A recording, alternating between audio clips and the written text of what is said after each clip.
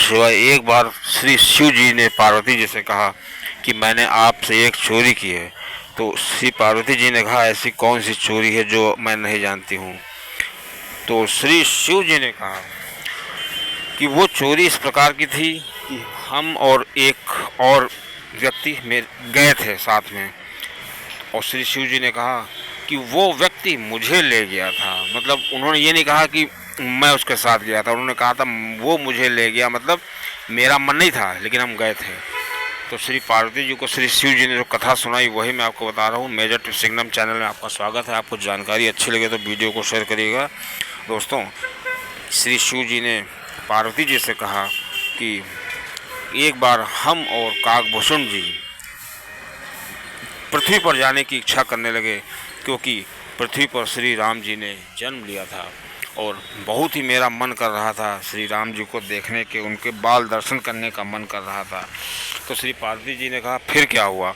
तो श्री शिव जी ने कहा कि हम और काकभूषण जी चल दिए पृथ्वी लोक की तरफ, लेकिन हम लोग जानते थे कि वहाँ पर वो चक्रवर्ती सम्राट दशरथ का महल है, वहाँ पर हम लोग की दाल नहीं गलेगी, क्योंकि वहाँ पर सब पहरेदार होंगे और कोई श्री राम उस समय बड़े तो थे नहीं, बाल रूप में थे, और उनके दर्शन करने के लिए हमको उनके महल के अंदर जाना पड़ेगा जहाँ पे माताएं होंगी।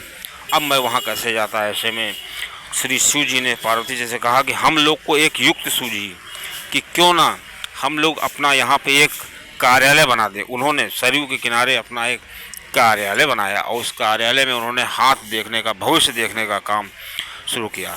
अब उनके, क्योंकि वो श्री शिव जी तो जगत के कल्याण करना, पूरे जगत के मालिक हैं, वो बस हाथ देखते, जैसे किसी का हाथ पकड़ते उसका सारा भविष्य बता देते।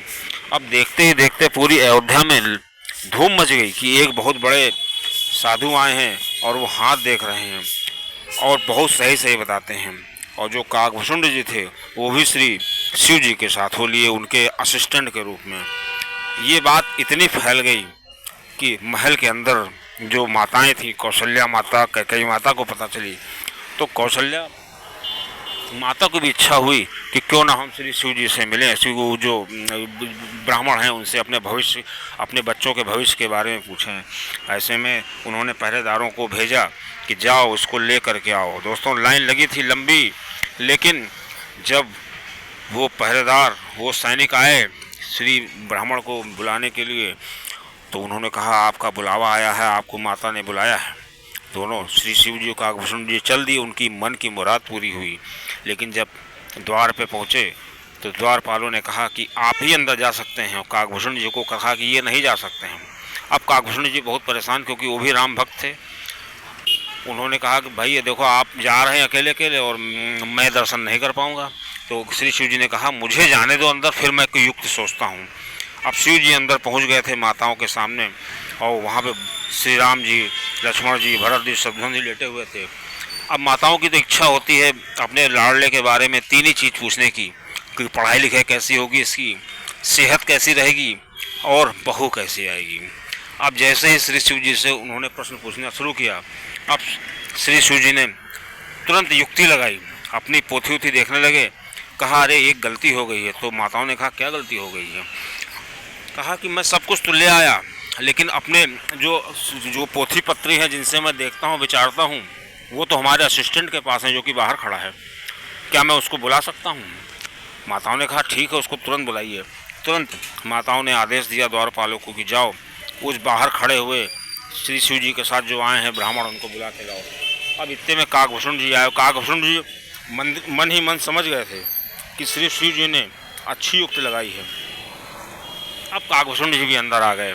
अब दोस्तों, इधर श्री शिव जी ने बालक को गोद में लिया और उसका हाथ देखने लगे, और उसका हाथ देख ही रहे थे। तो ऐसे में जो काकभूषण जी से रहा नहीं गया, उन्होंने कुछ नहीं सूझा। उन्होंने सोचा कि हाथ तो श्री शिव जी देख रहे हैं और सारा जो पुण्य है यही ले जा रहे हैं।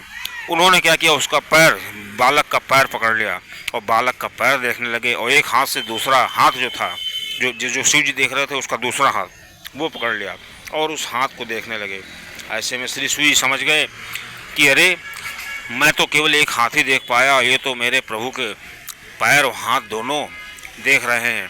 इस प्रकार दोस्तों काकभूषुंड जी जो है, हाँ काकभूषुंड जी जो है बहुत दर्शन करते रहे, और उन्होंने जब देखा कि जब श्री राम के दर्शन हो गए तो दोनों लोग बहुत प्रसन्न हुए।